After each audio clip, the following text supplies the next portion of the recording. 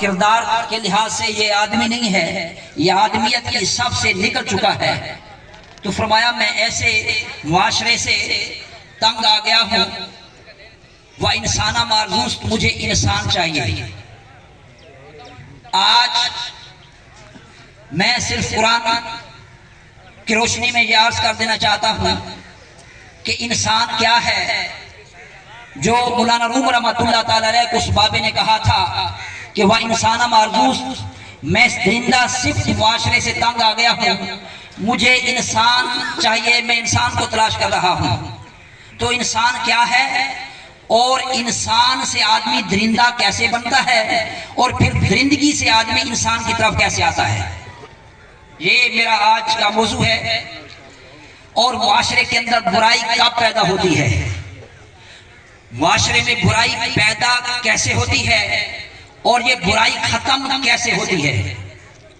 قرآن کہتا ہے سورۃ صاد کے اندر پارہ نمبر 23، فَإِذَا سَوَّيْتُهُ وَنَفَخْتُ فِيهِ مِن رُوحِي فَقَعُوا لَهُ سَاجِدِينَ۔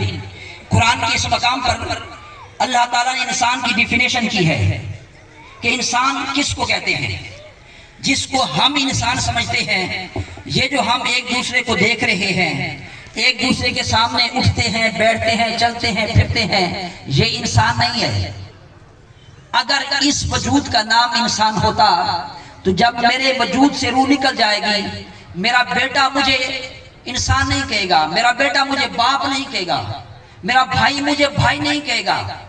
اگر اس سر سے لے کر پاؤں تک، اگر اس 6 فٹ کے وجود کا نام حضرت انسان ہے، تو پھر روح کے نکل جانے کے بعد سر سے پاؤں تک تو کوئی جسم کا عضو، کوئی حصہ کام نہیں ہوتا، یہ باڈی صحیح سلامت رہتی ہے۔ لیکن پھر سوال یہ ہے کہ پھر انسان کیوں نہیں کہتے؟ جب باڈی صحیح سلامت ہے تو پھر بیٹا باپ کیوں نہیں کہتا، باپ بیٹا کیوں نہیں کہتا، بھائی بھائی کیوں نہیں کہتا؟ تو اس کا مطلب یہ ہے کہ یہ باڈی حضرت انسان نہیں ہے۔ قرآن کہتا ہے فَإِذَا سَوَّيْتُهُ، کہ جب اللہ تعالیٰ نے ملائکہ سے فرمایا کہ جب میں حضرت آدم علیہ السلام کے پیکر بشریت کو بنا لوں، وَنَفَخْتُ فِيهِ مِن رُوحِي، اور اس پیکر بشریت میں اپنی روح پھونک ڈالوں، فَقَعُوا لَهُ سَاجِدِينَ، پھر تمام سجدے میں گر جانا۔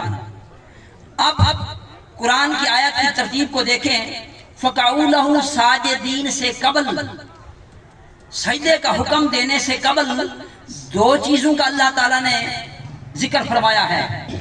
پہلا فَإِذَا سَوَّيْتُهُ، فَإِذَا سَوَّيْتُهُ میں پیکر بشریت کا ذکر ہے، جب میں پیکر بشریت کو بنا لوں، وَنَفَخْتُ فِيهِ مِن رُوحِي، اور جب اس پیکر بشریت میں اپنی روح پھونک ڈالوں، تو 2 چیزیں ہو گئی، پیکر بشریت پلس پیکر روحانیت ایکول ٹو انسان، ایکول ٹو آدم۔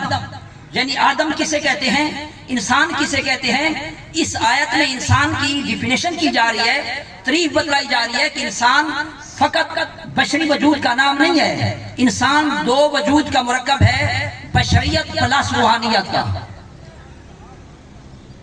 2 وجود کا نام حضرت انسان ہے۔ آگے آپ دیکھیں قرآن کہتا ہے فَسَجَدَ الْمَلَائِكَةُ كُلُّهُمْ أَجْمَعُونَ إِلَّا إِبْلِيسَ، جب اللہ تعالیٰ نے آدم علیہ السلام کے پیکر بشریت کو بنا لیا اور ملائکہ نے سجدہ کر دیا، تو تمام ملائکہ نے سجدہ کیا، لیکن ابلیس نے سجدہ نہ کیا۔ تو جب ابلیس نے سجدہ نہ کیا، قرآن کہتا ہے استکبر وکان من الکافرین، اس نے غرور کیا اور وہ کافروں میں سے تھا۔ پھر اللہ تعالیٰ آگے فرماتا ہے قال یا ابلیس ما منعک ان تسجد لما خلقت بیدی، اے ابلیس اب مجھے یہ بتا کہ جب میں نے تجھے حکم دیا ہے کہ جس کو میں نے اپنے ہاتھوں سے بنایا ہے اس کو سجدہ کر، تو تجھے کس چیز نے سجدہ کرنے سے منع کیا ہے، روکا ہے؟ بڑی توجہ طلبا، اللہ تعالیٰ فرما رہا ہے کہ جب میں نے تجھے حکم دیا کہ تو آدم علیہ السلام کو سجدہ کر، تو تجھے کس چیز نے منع کیا ہے، کون سی چیز رکاوٹ بنی جس کی وجہ سے تو نے سجدہ نہیں کیا؟ ابلیس جواب دیتا ہے کہ قال انا خیر منہ، میں اس سے بہتر ہوں، میں اس سے بہتر ہوں۔ پھر اپنے بہتر ہونے کی دلیل کیا پیش کی؟ خلقتنی من نار و خلقتہ من طین، کہ مجھے آگ سے بنایا ہے اور آدم علیہ السلام کو مٹی سے بنایا ہے۔ بڑی توجہ طلبات، قرآن کا یہ مقام بڑا اہم ہے۔ قرآن کا یہ مقام بتا رہا ہے کہ برائی جنم کیسے لیتی ہے، برائی پیدا کیسے ہوتی ہے، اور کائنات کے اندر سب سے پہلی برائی کون سی پیدا ہوئی۔ قرآن یہ کہہ رہا ہے کہ ابلیس نے یہ جواب دیا کہ آنا خیر منہ، میں اس سے بہتر ہوں۔ یہ جو ابلیس کے اندر تکبر آیا، یہ جو غرور آیا، اپنے بڑے ہونے کا احساس پیدا ہوا، ابلیس سے پہلے تو کوئی ابلیس تھا ہی نہیں، ابلیس سے پہلے تو کوئی ابلیس نہیں تھا، تو پھر یہ تکبر کیسے پیدا ہوا؟ ابلیس سے پہلے کوئی ابلیس بھی نہ تھا، اور اس سے پہلے کوئی برائی بھی پیدا نہ ہوئی تھی، برائی کا تو نام و نشان بھی نہ تھا۔ تو یہ جو غرور والی برائی ہے، یہ جو تکبر ہے، یہ ابلیس کے اندر پیدا کیسے ہوا؟ قرآن کہتا ہے کہ ابلیس نے کہا تھا کہ میں اس سے بہتر ہوں۔ حضرت شیخ سعدی رحمۃ اللہ علیہ نے کیا فرمایا؟ انہوں نے بتایا کہ ابلیس کس وجہ سے گمراہ ہوا، کہ تکبر آزازل راہ خار کر، بزندان لعنت گرفتار کر۔ حضرت شیخ سعدی رحمۃ اللہ علیہ فرماتے ہیں کہ ابلیس تکبر کی وجہ سے گمراہ ہو گیا تھا، تکبر کی وجہ سے بے راہ ہو گیا تھا۔ اب ابلیس میں تکبر کیسے پیدا ہوا؟ ابلیس سے پہلے تو کوئی ابلیس تھا ہی نہیں، ابلیس کو کس نے گمراہ کیا، کس وجہ سے گمراہ ہوا، اس کے گمراہ ہونے کے اسباب کیا تھے؟ حضرت شیخ سعدی رحمۃ اللہ علیہ فرماتے ہیں کہ وہ غرور تھا، تکبر تھا۔ تو اب تکبر کیسے پیدا ہوا؟ قرآن کا اگلا حصہ یہ بتا رہا ہے کہ تکبر کیسے پیدا ہوا۔ یہ دنیا کی پہلی برائی ہے جس نے جنم لیا تھا، غرور اور تکبر، جو سب سے پہلے ابلیس کے اندر پیدا ہوئی تھی۔ لیکن اس کی وجوہات کیا تھی؟ برائی، غرور والی برائی پیدا ہونے کی اسباب کیا تھے، وجوہات کیا تھی؟ قرآن کہتا ہے کہ ابلیس نے اپنے بہتر ہونے کی جو دلیل پیش کی تھی، خلقتنی من نار و خلقتہ من طین، کہ یا اللہ پاک تو نے مجھے آگ سے پیدا کیا ہے اور آدم علیہ السلام کو مٹی سے پیدا کیا۔ یہ اس نے دلیل دی، مجھے آگ سے پیدا کیا، آگ روشن ہے، اور آدم علیہ السلام کو مٹی سے پیدا کیا، مٹی طریق ہے، تو میں اسے بہتر ہوں۔ اب سوال یہ ہے، کیا آدم علیہ السلام مٹی سے پیدا کیے گئے تھے؟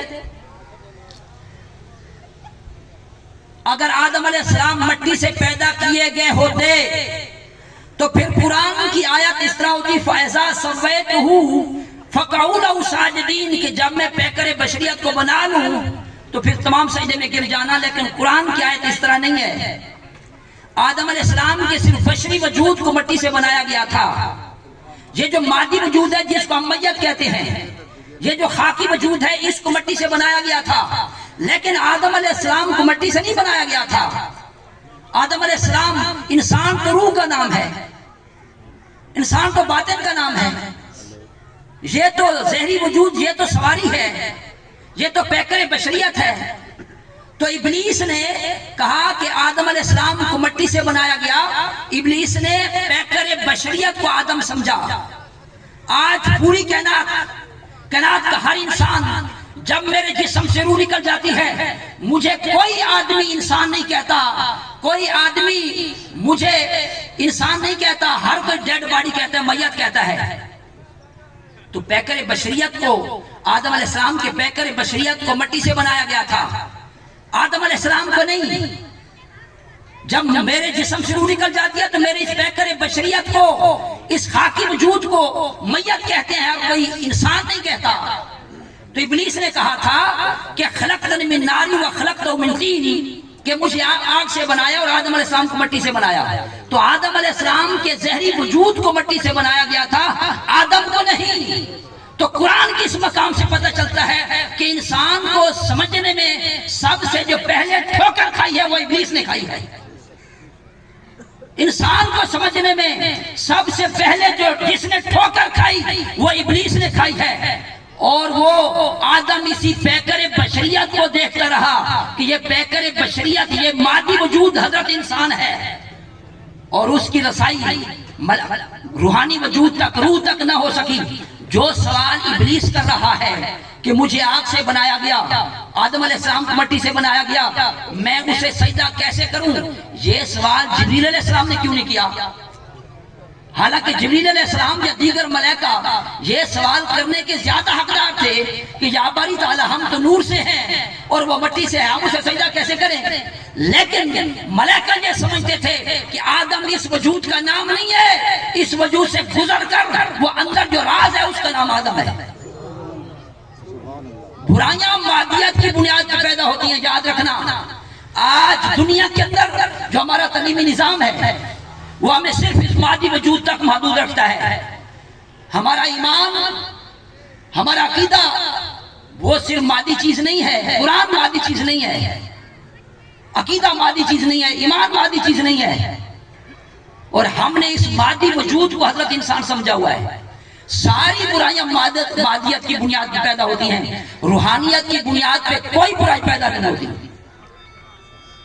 اور انسان دو وجود کا مرکب ہے۔ حضور شہنشاہ بغداد حضور شیخ عبد القادر جیلانی الحسنی الحسینی رضی اللہ تعالیٰ عنہ سر الاسرار میں فرماتے ہیں فل انسان علی نوعین جسمانی جن و روحانی جن، کہ انسان دو وجود کا مرکب ہے، جسمانیت اور روحانیت کا، بشریت کا اور روحانیت کا۔ انسان دو وجود کا مرکب ہے، پیکر بشریت اور پیکر روحانیت۔ ایک وجود کا نام حضرت انسان نہیں ہے، اور ہم نے اس مادی وجود کو حضرت انسان سمجھا ہے۔ اور جب آدمی مادی وجود کو حضرت انسان سمجھتا ہے اور روحانیت تک اس کی رسائی نہیں ہوتی، جس طرح ابلیس کی روحانیت تک رسائی نہ ہوئی اور وہ اسی مادی وجود کے ارد گرد گھومتا رہا کہ یہی آدم ہے، اور اس مادی وجود کے اندر گزر کر وَنَفَخْتُ فِيهِ مِن روحی کے راز تک اس کی رسائی نہ ہو سکی، تو برائیوں نے جنم لیا۔ کیونکہ برائی کی مادیت کی بنیاد پہ برائیاں جنم لیتی ہیں، روحانیت کی بنیاد پہ کوئی برائی جنم نہیں لیتی۔ آج معاشرے کے اندر جو افراتفری ہے، جو بدتمیزی ہے، آبرو ریزی ہے، قتل و غارت ہے، بدکاری ہے، شراب نوشی ہے، مفاد پرستی ہے، خود غرضی ہے، یہ ساری برائیاں کا جو منبع ہے، جو مصدر ہے، یہ مادی وجود ہے۔ روحانی وجود کی بنیاد پہ کوئی برائی نہیں ہے۔ ہمارا جتنے اسلاف ہیں، حضرت امام زین العابدین رضی اللہ تعالیٰ عنہ کا کردار آپ دیکھیں کہ جب وہ دن ہوتا تو لوگوں کی ضروریات معلوم کرتے، جب رات کا اندھیرا چھا جاتا کھانے پینے کی اشیاء اپنے کندھوں پہ اٹھا کر لوگوں کے گھروں میں پہنچاتے۔ آقا علیہ السلام نے فرمایا خیر الناس من ینفع الناس، لوگوں میں سب سے بہترین وہ آدمی ہے جو سب سے زیادہ لوگوں کے لیے نفع بخش ہے، سب سے زیادہ جو لوگوں کے لیے نفع بخش ہے۔ تو جب آدمی اپنی مفاد پرستی سے بلند ہوتا ہے، خود غرضی سے بلند ہوتا ہے، تو پھر دوسرے کے لیے وہ مفید نافع ہو جاتا ہے، دوسرے کے لیے مفید ثابت ہوتا ہے۔ میں آخری بات کر کے اجازت چاہوں گا۔ انسانیت سے درندگی کی طرف آدمی کب آتا ہے؟ جب روحانیت سے اس کا رشتہ ٹوٹ جائے اور پورا انحصار مادی وجود پر رکھ دے، اس کا اٹھنا بیٹھنا جینا مرنا سونا وہ مادی وجود کے اوپر انحصار ہو، تو پھر انسانیت سے آدمی درندگی کی طرف چلا جاتا ہے۔ اور اگر درندگی سے مادیت، درندگی سے انسانیت کی طرف کیسے آئیں گے؟ اس کا کیا طریقہ ہے؟ برائیوں سے آدمی کی جان کیسے چھوٹ جاتی ہے، خود غرضی سے آدمی کی جان کیسے چھوٹ جاتی ہے، مفاد پرستی سے آدمی کی جان کیسے چھوٹ جاتی ہے۔ تو آقا کریم صلی اللہ علیہ وسلم نے، امام مسلم نے اس کو بیان کیا ہے۔ آقا علیہ السلام نے صحابہ کرام کو فرمایا کہ الا وان فی الجسد مضغہ اذا صلحت صلح الجسد کلہ واذا فسدت فسد الجسد کلہ الا وهي القلب۔ آقا علیہ السلام نے فرمایا میرے صحابہ، تمہارے وجود میں ایک گوشت کا ٹکڑا ہے، اگر وہ ٹھیک ہے تو سارے کا سارا وجود ٹھیک ہے، اگر وہ خراب ہے تو سارے کا سارا وجود خراب ہے۔ آقا کریم صلی اللہ علیہ وسلم کی بارگاہ مبارک میں صحابہ کرام نے عرض کیا یا رسول اللہ صلی اللہ علیہ وسلم، آپ ارشاد فرما دیں کہ وہ ٹکڑا کیا ہے تاکہ ہم اس کو درست کر لیں، تاکہ ہمارا سارا وجود درست ہو جائے۔ تو آقا علیہ السلام نے فرمایا الا وحی القلب، وہ دل ہے۔ وہ دل ہے، اگر دل ٹھیک ہے تو سارے کا سارا وجود ٹھیک ہے، اگر دل خراب ہے تو سارے کا سارا وجود خراب ہے، اس میں فساد پیدا ہو جائے گا۔ اب جب اللہ نے دل دیا تھا، جب بچہ پیدا ہوتا ہے اس کا تو دل بالکل صاف اور شفاف ہوتا ہے، تو اس دل کو خراب کس نے کیا؟ دل خراب کیسے ہوتا ہے؟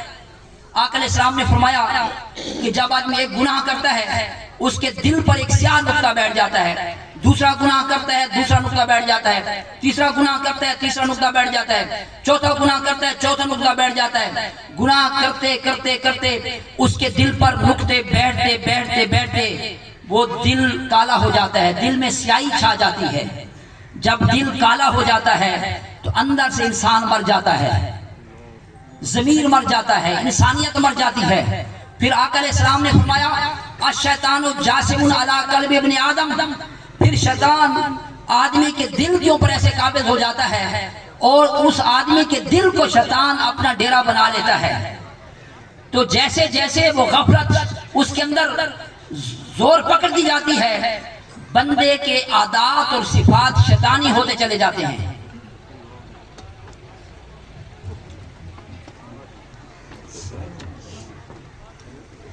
نعرہ تکبیر، نعرہ رسالت، نعرہ خلافت، نعرہ حیدری، نعرہ تکبیر، نعرہ رسالت۔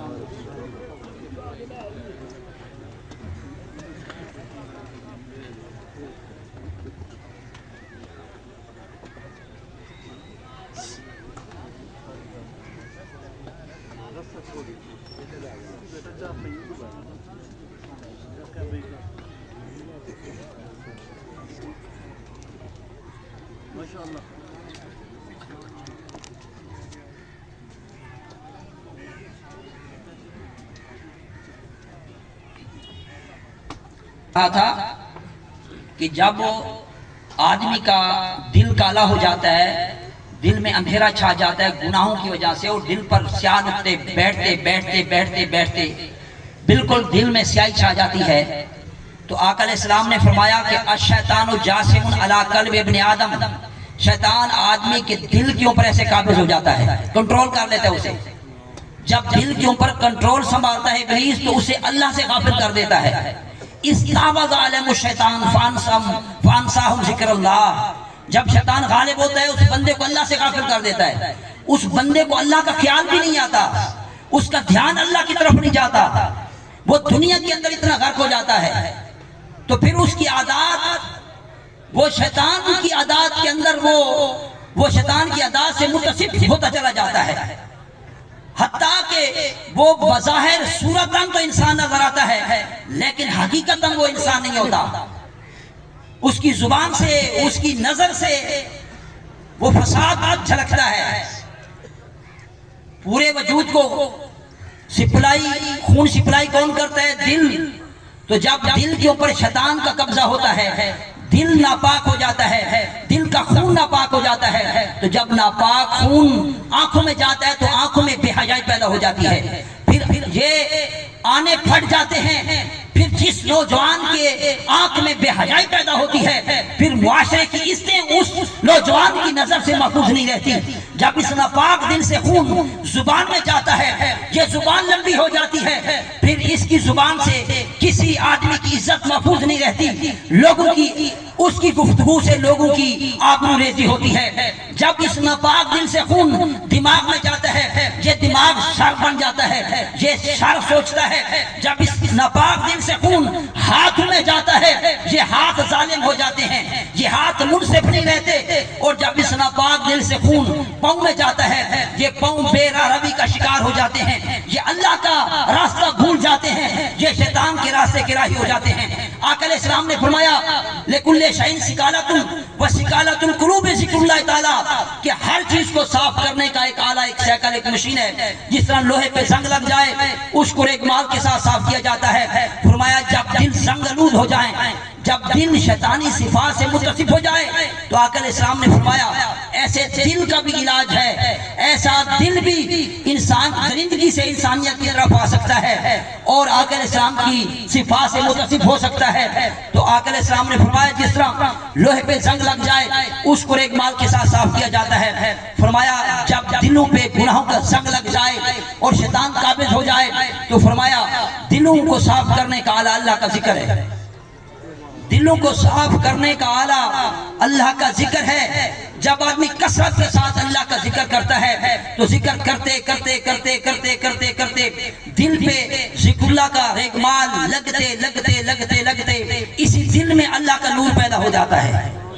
اسی دل میں اللہ کا نور پیدا ہو جاتا ہے. تو جب دل میں اللہ کا نور پیدا ہوتا ہے تو دل شیطان سے خلاصی پا جاتا ہے. تو پورے وجود کو سپلائی خون سپلائی دل کرتا ہے. تو جب اس نورانی دل سے پاک خون آنکھ میں جاتا ہے تو پھر اسی آنکھ میں حجاب پیدا ہو جاتا ہے. اور جب اسی پاک دل سے خون ہاتھ میں جاتا ہے یہ ہاتھ منصف ہو جاتے ہیں. اور جب اسی پاک دل سے خون زبان میں جاتا ہے اس زبان میں نرمی پیدا ہو جاتی ہے، اس میں حیا پیدا ہو جاتا ہے. جب کوئی باپ بڑا بزرگ وڈیرا آدمی اس نوجوان سے بات کرتا ہے اس کا سر حیا سے شرم سے جھک جاتا ہے، وہ اونچی بات کرنا بھی بھول جاتا ہے. جب اس پاک دل سے خون دماغ میں جاتا ہے یہ دماغ خیر سوچتا ہے. اور جب اس پاک دل سے خون پاؤں میں جاتا ہے تو یہ پاؤں اللہ کے راستے کی راہی ہو جاتے ہیں، یہ شیطان اور بے راہروی کا راستہ چلنا بھول جاتے ہیں. اس لیے آج ضرورت اسی امر کی ہے کہ ہم اپنے آپ کو اللہ تعالیٰ کے ذکر کے ساتھ اپنا تعلق جوڑیں. کیونکہ اللہ تعالیٰ نے فرمایا کہ وَاذْكُرُوا اللَّهَ كَثِيرًا لَعَلَّكُمْ تُفْلِحُونَ، کثرت کے ساتھ اللہ کا ذکر کرو تاکہ تم کامیاب ہو جاؤ. ہماری کامیابی اللہ کے ذکر میں ہے، ہماری کامیابی اللہ کے ذکر میں ہے. جب آدمی اللہ کا ذکر کثرت سے کرتا ہے تو دل میں نرمی پیدا ہو جاتی ہے، دل میں آرام پیدا ہو جاتا ہے، دل میں ترس پیدا ہو جاتا ہے. پھر اس کی سوچ بدل جاتی ہے، پھر اس کی فکر بدل جاتی ہے، پھر اس کی نیت بدل جاتی ہے. جب دل پاک ہوتا ہے اس کی سوچ پاک ہوتی ہے، اس کا ارادہ پاک ہو جاتا ہے، اس کا عمل پاک ہو جاتا ہے، وہ شیطان کے حملوں سے محفوظ ہو جاتا ہے. میں یہاں پر ایک مثال عرض کر کے بات آپ کو اپنی آگے ختم کرتا ہوں کہ اس وقت جو سوشل میڈیا کے اندر بدتمیزی ہے، جو بدتمیزی کا طوفان ہے،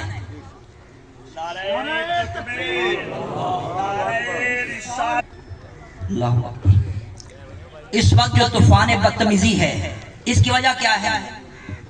بے باکی ہے. اس کی وجہ کیا ہے؟ یہ بندے کے اندر جرأت کیسے پیدا ہو گئی؟ کسی کا خیال بھی نہیں کرتا، اتنا جرأت مند ہو گیا، کسی کا حیا بھی نہیں ہے. والد پر بات کرنی ہو، بزرگ پر بات کرنی ہو، استاد پر بات کرنی ہو، شیخ پر بات کرنی ہو، اللہ کے نبیوں اور ولیوں پر بات کرنی ہو، شرم بھی نہیں ہے، اداب بھی نہیں ہے. اللہ تعالیٰ نے حضرت داؤد علیہ السلام کی طرف وحی کی. امام بغوی نے اس کو نقل کیا کہ عارف نفس کا وعارفنی، یا داؤد، اے داؤد اپنے آپ کو بھی پہچان اور میری پہچان بھی حاصل کر. حضرت داؤد علیہ السلام نے عرض کیا یا ربی کیف عارفک نفسی و کیف عارفک، اے میرے مالک میں اپنے آپ کو کیسے پہچانوں اور تجھے کیسے پہچانوں؟ اللہ تعالیٰ نے فرمایا عارف نفس کا بالدوفی والعجزی وللفنا، فرمایا اپنے آپ کو پہچان اپنی بے بسی سے، اپنے مٹ جانے سے، اپنی کمزوری سے، اپنی عاجزی سے. کس کائنات کا مالک میں ہوں، تو میری زمین پر بندہ بن کے رہ، خدا بن کے نہ رہ. اپنے آپ کو پہچان، عارف نفس کا بے دوفی، اپنی کمزوری سے پہچان خود کو، والعجزی، عاجزی سے اپنے آپ کو پہچان، وللفنا، اور اپنے آپ کے مٹ جانے سے اپنے آپ کو پہچان، وعارفنی، اور مجھے پہچان بالقوت، میری طاقت کے ساتھ، والقدرت، میری قدرت کے ساتھ، والبقائی، اور باقی رہنے والی میری ذات ہے۔ فرمایا یہ میری معرفت ہے۔ تو جب بندے کے دل کے اندر یہ ہوتا ہے کہ میں عاجز ہوں، ساری طاقتیں اللہ کو ہیں، میں عاجز ہوں، ساری کائنات کا مالک اللہ ہے، میں بے بس ہوں، سب کچھ اللہ کے پاس ہے۔ جب آدمی اپنے آپ کو کمزوری سے پہچانتا ہے اور اللہ تعالیٰ کو قدرت اور طاقت سے پہچانتا ہے، تو پھر بندے کے اندر عاجزی پیدا ہوتی ہے، بندہ اپنی بندیائی میں رہتا ہے۔ یہ کیوں ایسا ہو گیا ماحول؟ یہ کیوں ہر آدمی اتنا بڑا بنا پھرتا ہے؟ کسی کو کسی کا لحاظ بھی نہیں ہے۔ میں یہاں پر ایک مثال عرض کر دینا چاہتا ہوں۔ ہم گھروں میں انڈے استعمال کرتے ہیں، تو انڈے کو توڑنے کے دو طریقے ہیں۔ ایک طریقہ یہ ہے جو ہم گھروں میں انڈے کو توڑتے ہیں باہر سے، جب باہر سے انڈے کو توڑتے ہیں تو ایک زندگی ضائع ہو جاتی ہے، ایک جان ضائع ہو جاتی ہے، ایک نفس ضائع ہو جاتا ہے۔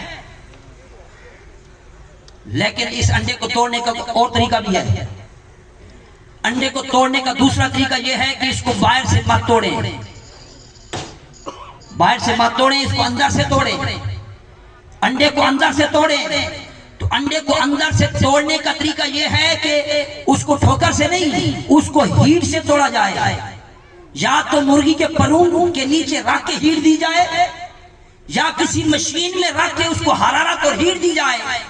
تو اس ہیٹ سے انڈا باہر سے نہیں، اس ہیٹ سے انڈا اندر سے ٹوٹے گا۔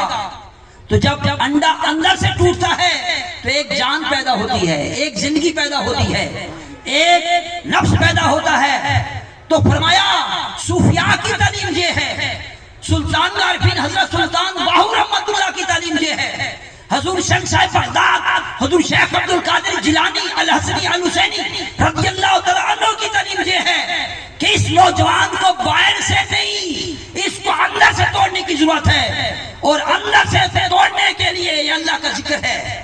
اس کو اللہ کے ذکر کی حرارت دی جائے، اللہ کے ذکر کی تپش دی جائے۔ جب یہ اللہ کا ذکر کثرت سے کرے گا تو اللہ کا ذکر کرتے کرتے کرتے یہ باہر سے نہیں، یہ اندر سے ٹوٹ جائے گا۔ اور جب آدمی اندر سے ٹوٹتا ہے تو وہ تو غلاموں سے بھی معافیا مانگتا پھرتا ہے۔ جب آدمی اندر سے ٹوٹتا ہے تو اس کی تو آنکھوں سے، اس کی تو آنکھیں خشکی نہیں رہتی، وہ تو 24 گھنٹے تر رہتی ہیں، وہ تو پڑوسیوں سے بھی معافی مانگتا پھرتا ہے۔ جو بندہ اندر سے ٹوٹ جاتا ہے، کیا خیال ہے وہ کسی کی چوری کر سکتا ہے؟ اندر سے ٹوٹا ہوا آدمی کیا اس کے اندر غرور آ سکتا ہے؟ اندر سے ٹوٹا ہوا آدمی کیا اس کے اندر بے حیائی پیدا ہو سکتی ہے؟ اس لیے اسلائی جماعت و عالمی تنظیم العارفین کی طرف سے یہ پیغام ہے کہ اس وقت جو موجودہ کنڈیشن ہے، جو صورتحال ہے، بے صبری کی انتہا ہو گئی ہے، عدم برداشت کی انتہا ہو گئی ہے۔